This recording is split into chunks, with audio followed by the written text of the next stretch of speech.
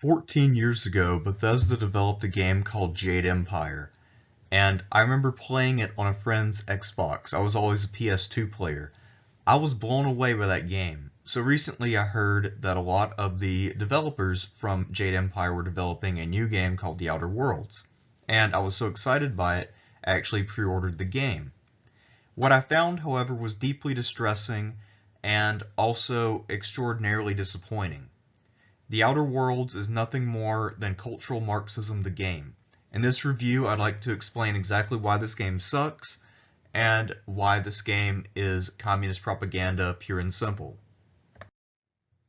Having wasted 5 hours of my life playing the game, I decided to spend a few more researching it to find out why it's such a pile of shit. Here is the origin story for the Outer Worlds. Once upon a time, and also in this time, there is a company called Bethesda, a company which has developed games like Jade Empire and Mass Effect, and they decided to cut the fat and fire some of their less talented developers. Rather than joining another company, these human spare parts decided instead to found their own company and then steal credits for Bethesda's games. These guys have convinced many of their friends that they in fact were the geniuses behind Jade Empire and Mass Effect, and that they left Bethesda for creative differences, and that Bethesda was holding them back in some way.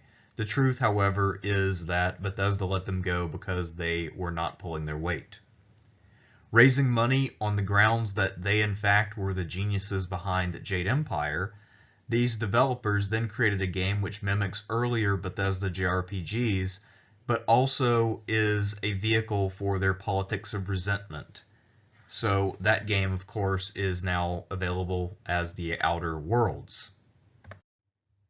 What makes the deception of the game company Oblivious even worse is that they had a lot of help from GameStop, which is normally a reputable business which sells games to people who visit their store. I say that because now the expectation is that you should order stuff online, but many of us prefer to go in person. I always thought GameStop was a trustworthy business. However, now I'm having some serious doubts.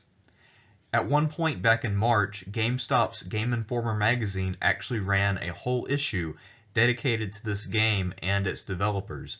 They were building up hype, offering false promises, and promoting the myth that these developers who left Bethesda to form Oblivious were the real geniuses behind games like Jade Empire and Mass Effect. GameStop, if you've ever been in there, it's a great business, but some of the employees are dicks, and many of them are wannabe developers and professional players, or like second-tier professional players, people who can make a little bit of money on YouTube but can't quite go pro. And they share that kind of frustration and politics of resentment that the Outer Worlds team has, so the game's political message resonated with them and they were willing to ignore how bad of a game it actually is because it agrees with their politics. And another source of hype for this is the YouTube gaming community. YouTube game channels operate on outrage culture, and they also hate on Bethesda because they are cultural Marxist, and Bethesda has done something that they resent, i.e. they have succeeded in a capitalist system.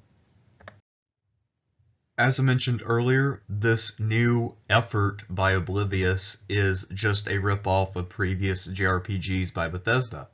The Outer Worlds, to put it bluntly, is Jade Empire in space, but not as good.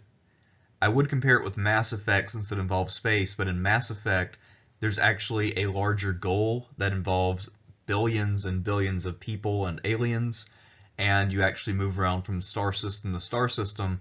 But in this game, you're in one rinky-dink backwater, and you're stuck in one solar system, so it is nowhere near as epic. Jade Empire is epic, but it's on the scale of a single country, and I feel like that's actually closer to the scale of this game, therefore the comparison. The graphics here are pretty disappointing for something of the PS4 generation. It has low resolution. I swear that my TV on this game can't be getting out more than 480p. And the colors are really washed out for some reason. I haven't noticed that being a problem with any other PS4 game ever. And honestly, just looking at the way that the graphics are, the level of detail, the facial animations, there's nothing here that couldn't have been done back on the PS2. This would have been one of the better PS2 games in terms of graphics, but I think that the PS2 could easily swing a port of this game and do it some justice graphically.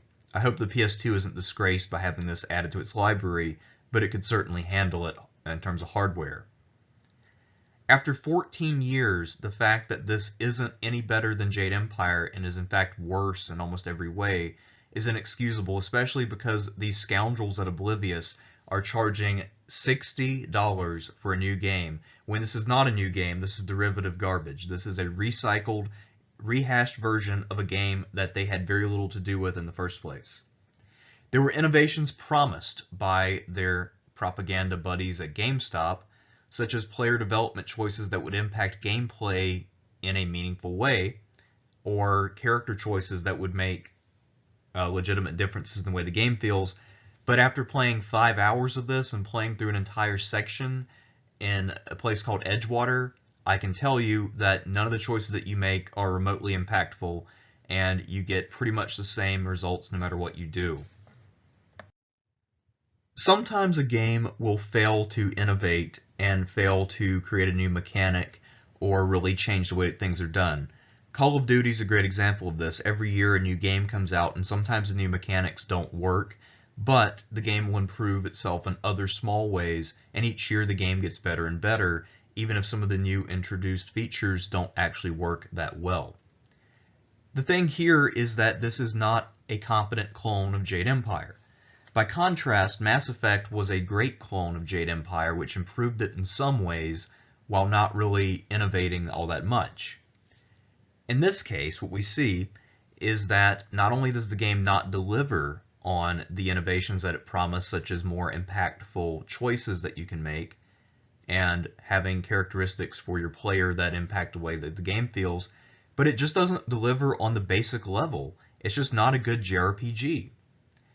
Most dialogue options have no real consequences. So not only does it not go through beyond Jade Empire, but it actually falls short of Jade Empire in terms of the amount of impact that things have. In other games like this, NPCs contribute things that are valuable. They have insight into the world. They have good stories, good dialogue. Here the NPCs are dumber than bricks, and they don't contribute anything of value. They're somewhat useful in combat, but that's about it. Really, they should just say, "Hi, my name is Joe. I carry a shotgun. Can I fight with you?" Because that's really all they're going to contribute to your experience. One thing I noticed here is that, like in the original Mass Effect, there are way too many menus and items. The Mass Effect people at Bethesda wisely took away a lot of that in the second and third games, and the experience was a lot better. But clearly we had the B team here that left to form Oblivious, and they didn't understand that the menu excessive stuff really sucks. So they put it back in, and you'll spend a lot of time breaking down equipment to make sure that you're not overloaded and that you can continue to run. Combat is nearly impossible. The NPCs, that's really what they're for, is doing the killing, because you will find the controls in this game are absolute shit. It feels like a PS2 Call of Duty game, but where you can't aim. And for those of you who don't remember PS2 Call of Duty games, imagine playing one of the modern ones on hard and then making it really difficult to see people because the graphics aren't very good. And that's what we have with not Jade Empire, but the Outer Worlds. This is effectively how the game feels. So the combat here is a real chore, and it's not made up for in any other way. But this isn't even the worst part of it. Being a bad game is one thing, but this game goes a lot further in its fuckery, and that's why I made a review of it, whereas I normally don't talk about video games. If I had to summarize the story behind Outer Worlds in just a few words, I would choose the two words communist propaganda. The other two words would be cultural Marxism, but I feel like cultural Marxism is kind of a soft way out. Really, I feel like this could be something that a Soviet development team would put out under the direction of head designer Joseph Stalin. This game is set in a future corporate colony where corporations are exploiting people and governing completely incompetently. They're allowing people to die for no reason due to the bottom line. They brainwash people into slogans and just other things that are not compatible with actual capitalism. Capitalism is part of democracy and freedom, and this would never be allowed under a truly capitalist system. So this is a massive distortion and straw man of what capitalism actually is, and also how corporations are. Corporations are meritocracies. You can't rise to the top of a corporation being a complete moron, but all of the corporate characters in this game are immensely inept and would never get promoted at all at a real corporation. The story here, if you can call it a story, is just a series of lame jokes about corporate practices or dumb ads. Some of the jokes are pretty gut-wrenching and really, more or less, if you had to put them in an accurate world, like what would they actually describe in terms of the cruelty, it would be the Soviet Union. But instead, this is a group of communist developers who have taken all of the flaws of the old USSR and then put them in space and called them corporate, because that's all they do. All they can do is lie and propagandize. Now, just like in Jade Empire, you have the option of either upholding the law and being good, or you can upend everything and try to destroy the established order. This game heavily encourages you and rewards you for playing as Space Bernie Sanders and overturning the corporate law and order. The law and order that had brought prosperity to the system and which was responsible for this colony existing in the first place. And yeah, that's not a viable path in the game, even though you can take it. The game will basically just have everybody tell you that you're an asshole if you do that, and they will imply that you're responsible for a bunch of deaths. So I personally felt offended by this game because I made choices in good conscience, a good Christian conscience, and the game mocked me for my choices. And I paid $60 for this game, and I don't want to be mocked by the people who made it.